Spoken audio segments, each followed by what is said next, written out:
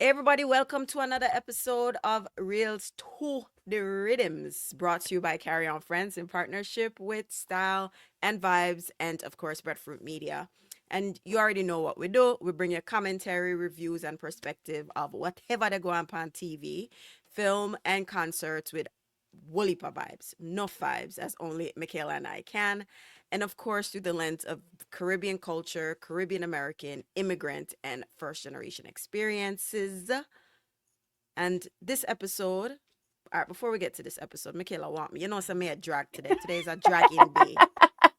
It's a dragging Wagwan, day. Carrie. Wagwan, wagwan. But I feel liven you up still, you know. It's a dragging day. I am especially tired. Yes, yeah. Um, You're tired. yes, the sleep is in my eye. You ever see the you ever watch a cartoon with Tom and Jerry when Tom I try piercing your eyelid back just to keep himself open? That's what I feel like I want to do. But anyway, regardless, we work with a little, my grandmother said, perk up yourself, man, perk up yourself. So me I try perk up myself.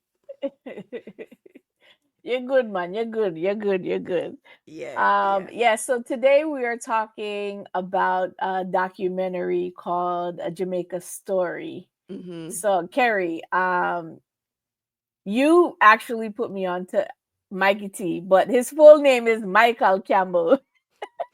And typical to a Jamaican, where does the tea come from? Mikey, Me we get the tea. We're not sure where it come we from, don't know where but it come he wouldn't from. be of Jamaican heritage if he didn't have a name. We Eh. never quite make sense to his full name, but we love it, Mikey T. But the Uh, reason I say Mikey T as well is because Mikey T was on our review of the One Love movie. yes, So he was on our roundtable. So he talked about it briefly there. And then the project actually finally is releasing. So we wanted to kind of come full circle, represent for the yes, team. yes. All right. So how I came to know Mikey T. So Mikey T. Um, was featured on Carry On Friends, a blog post write up. And then, through interacting with him on social media, especially when we launched Reels and Rhythms and we were talking about Champion, he was really engaged. I'm gonna say, you know what, like him have a vibe where say some reasoning and upon some levels. I was say, all right, Mikey T, you're gonna rope you in. And the feature on Carry On Friends was about the documentary, but it wasn't widely available at the time, so it wasn't like we could see it. He was just able to just talk about it on a high level. And so now we've have the privilege of watching it, and so we get to talk about it. So big up Mikey T on the documentary. And we'll get into some other things down the line what my takeaway from this was, because yeah, Full stop. I was going to say full stop. no comma dash dash. Yes. And I think it's important to kind of really talk about documentaries and projects that are in the works. We do get some inquiries on our Instagram page about reviewing projects that are in the works or yet to be released or they're in film festivals. But we don't always get the chance to kind of review and see those movies. So Carrie, I'll hand it over to you to kind of talk about the differences in how we kind of go about selecting projects. So we the decision was made not to really discuss or review projects that are in a film festival route, only because the lack of accessibility for the larger audience. And I'll say that because there's some film festivals where you can only see projects by physically going to those film festivals, and they are location specific. I know that there are other film festivals put on by people in the Caribbean, and I can safely say this, like Kong Shell Film Festival. I think Third Horizon, the one that Alicia is part Mm-hmm. of, they Mm-hmm. also have like a virtual option, but that virtual option is only during the run of the film festival. Once the Mm-hmm. film festival ends, you cannot see it again, Mm-hmm. until the creators put it out on a streaming platform. And so, because of those limitations regarding availability, we just decided, to keep it simple and focus on things that once we talk about it and you watch this episode, you can go out and watch it. Mm-hmm. And that made it easier. We've considered all options. So as you know, Michaela and I have our own individual shows. And so what we've done as a middle ground is, for instance, on Carry On Friends, we can interview the creative of those projects on our individual shows to kind of talk about the project. And not everybody go get company show if you get feature, but that's how we've decided to do it, right? There's still a way for people to talk about these projects, but the way how Michaela and I will watch a movie, I want to chat about the movie. We can't do that for projects that are in film festivals, but we can talk to the filmmakers and actors or people associated with the projects on or other platform, and just kind of keep reels and rhythms to things that we watch and we chat out. So yeah. And in that same way, we're keeping, our listeners in mind because we want them to feel like they're talking about the same things that we're viewing as well, or That go is true. back. A lot of people, they kind of missed, some of the projects that we've talked about. And so this kind of serves as a platform to talk about the things that people just aren't aware of, Yeah, as well as helping join the conversations, because I think the more people talk about it, the more we'll see more projects like this. And that was really, the catalyst for having reels and rhythms in the first place. absolutely. I agree. All right, so on to a Jamaica story. Oh, I Yes. think one thing we also did forgot Oh, to yeah. One mention is thing the we didn't rating system. discuss. Yes. Yeah. When it comes to documentaries, we do not use the rating system at all, because the documentary, it's not fictional. It's a real thing, Yeah. so it is something that we just feel like the rating system does not that we have currently does not work for documentaries. So Agreed, agreed. So what were your initial thoughts around a Jamaica story by Mikey T? so uh Should we give a short synopsis of it yeah, you can do that. first? Okay, so the documentary is narrated by Mikey and some other folks that he has working on the project itself, but it's really his project, and he's asking questions about the progression of Jamaican culture, society, business wise, what is happening as a diaspora, child of the diaspora. How can there be a better connection and be more growth in Jamaica specifically. So he talks to a wide variety of people, some who we've seen. I think I spotted a few that I actually know in there, which I wasn't expecting. And it's people in the country as well as in the diaspora. And so the documentary really follows the questions that Mikey is posing and is shared through the lens of the respondents. Mm. So what were your thoughts?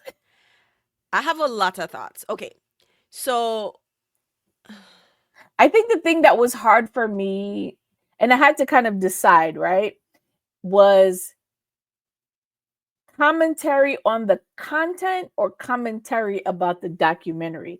Because I'm Jamaican, I want to comment go immediately to responding to the topics and answering those questions that and he posed myself. But then the show is really about reviewing the actual, so it was hard, it was actually hard for me to distinguish the two because I am so close to the culture. I think that for me, off the top, was one of my own observations.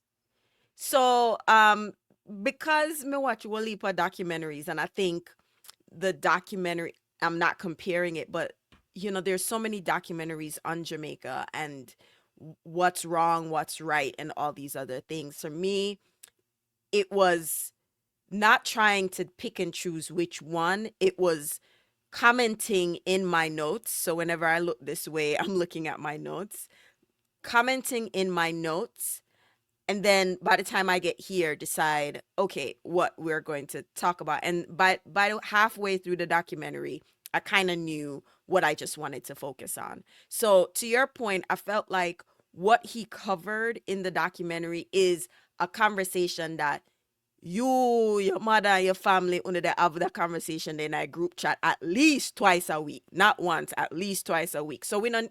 I don't think we need to rehash some of those conversations, but there are a few call outs, right? So that's kind of where I'm like, you not really say anything different than what we are talk about, but Mhm. there's some specific call outs that I want to kind of address. So early on in the beginning of the episode, and I don't know, by the time this air, the Carry On Friends migration panel probably happened.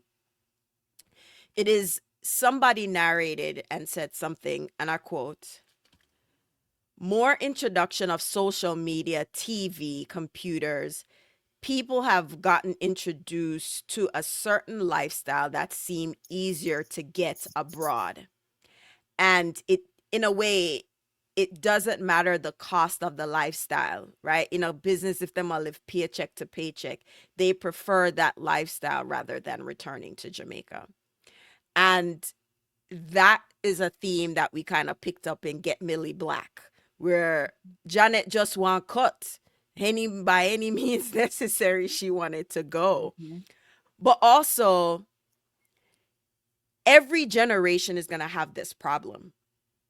And here's why I say this.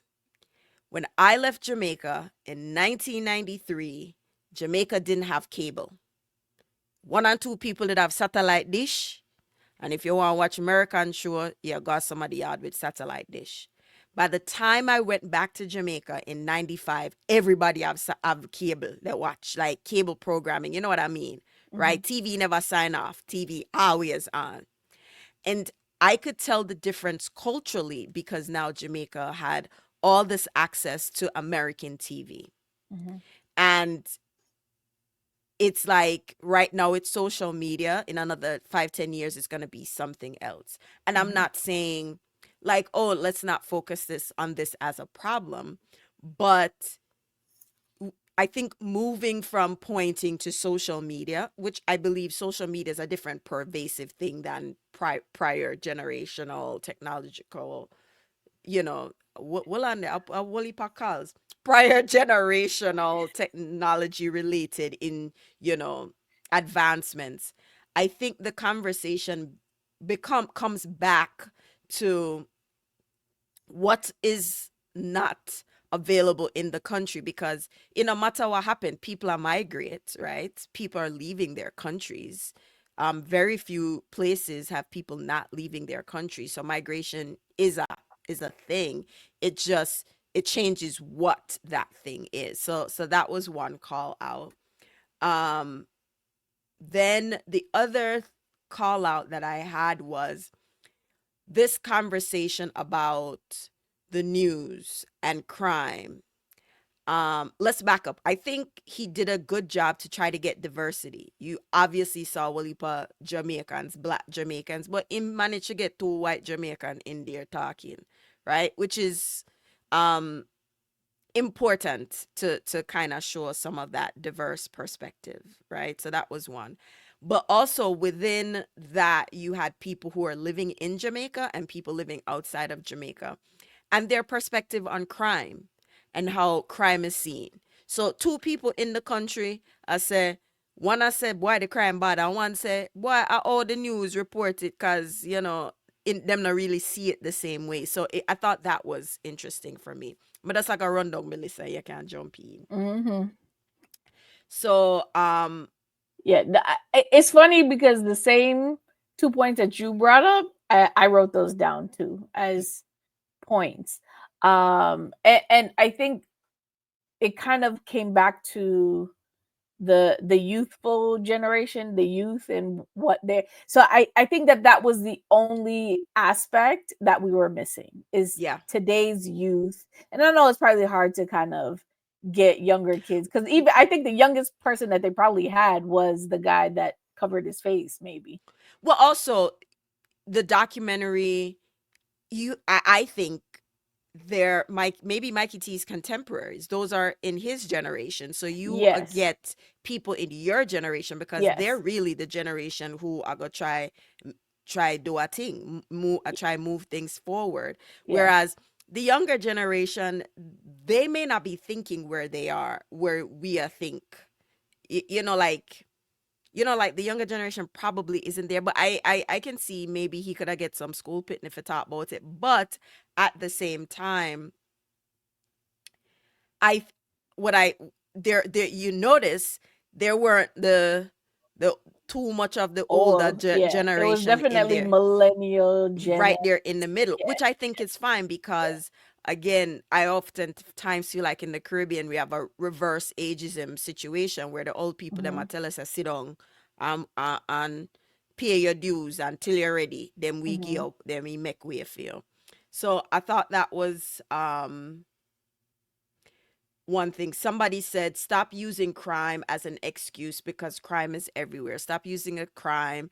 And it's easy to say that, as an excuse. It's a different feeling for people impacted by some of those crimes. Yeah. But I'm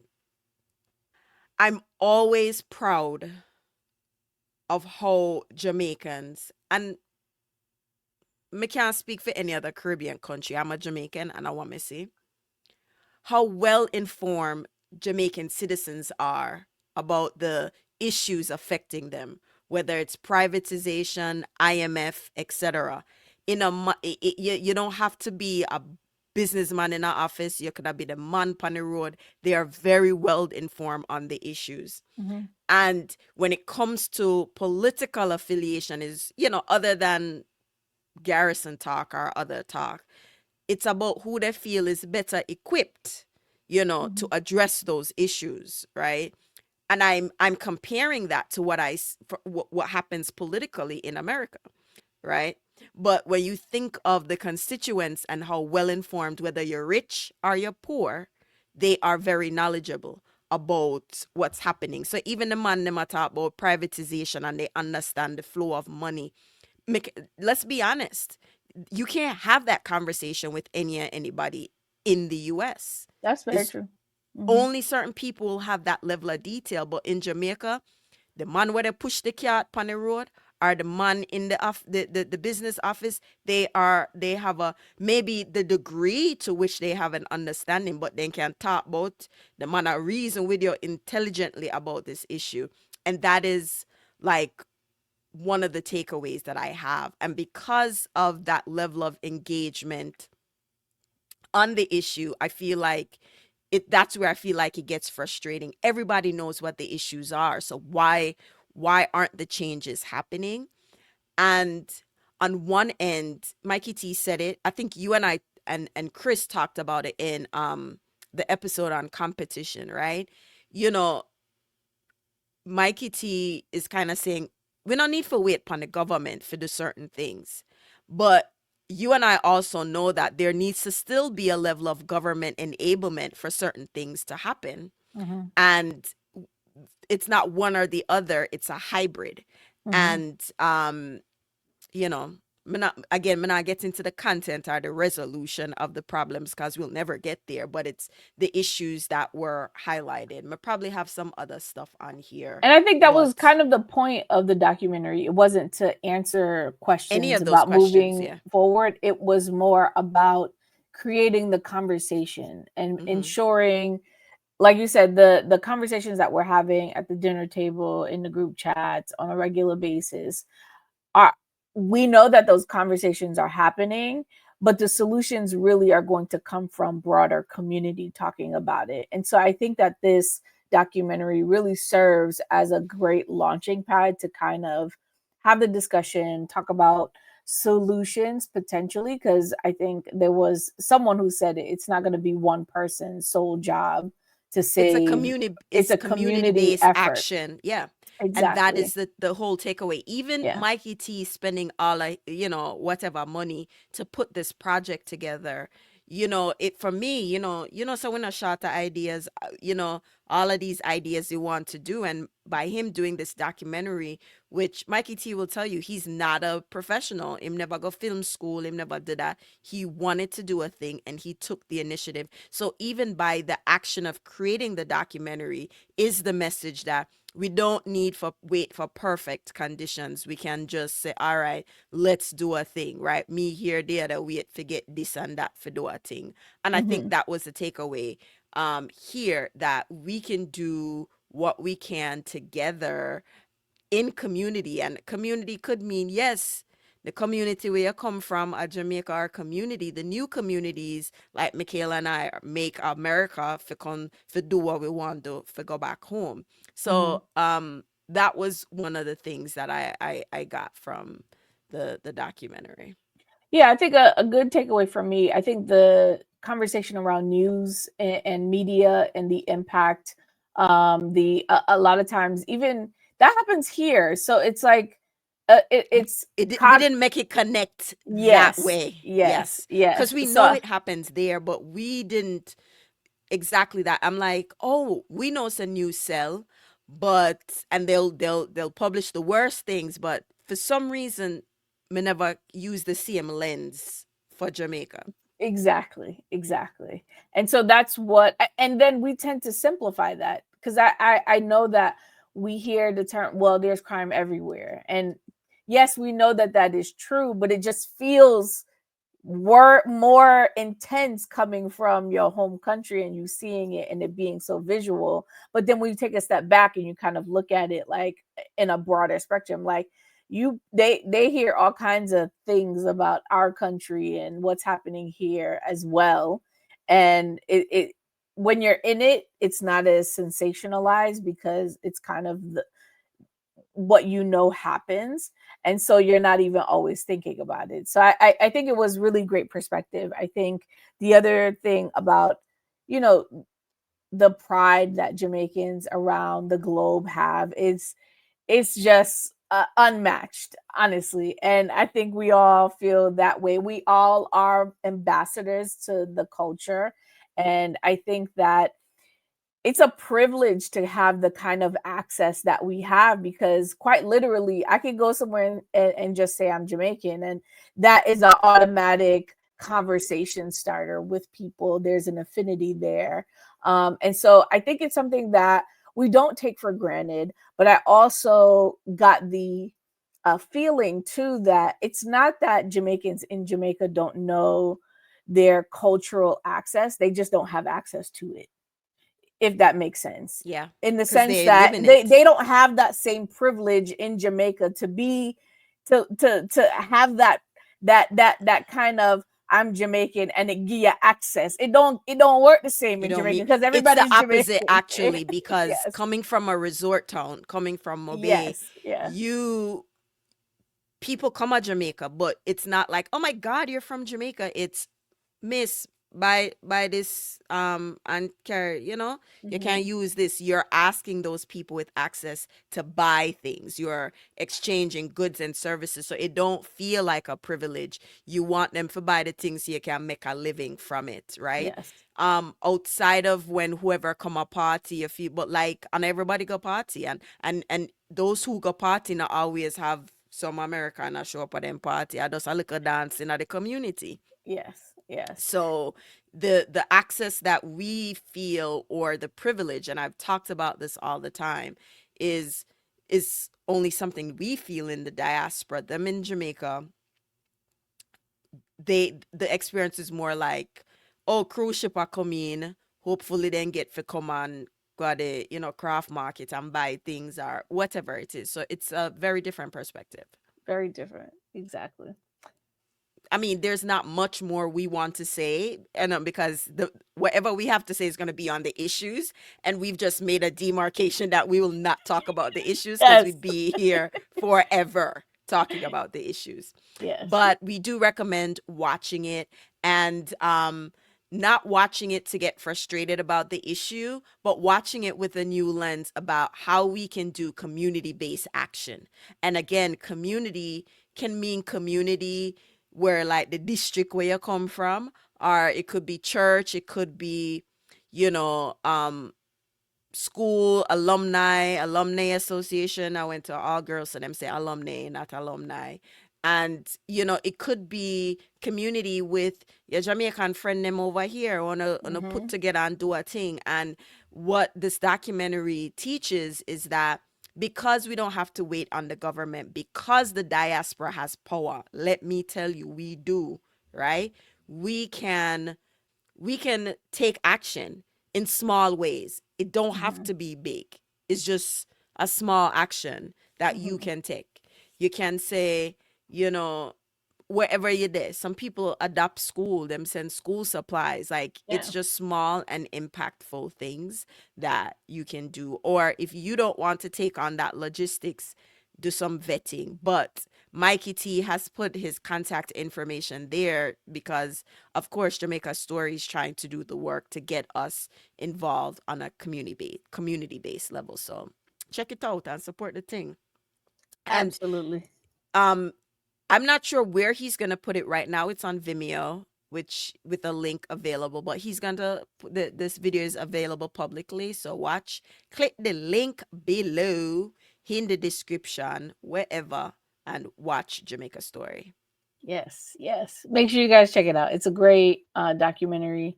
Watch it, share it with at least 5 people, and talk about it. Yeah, absolutely. All right, so that's it for us, and until next time, walk good. Later.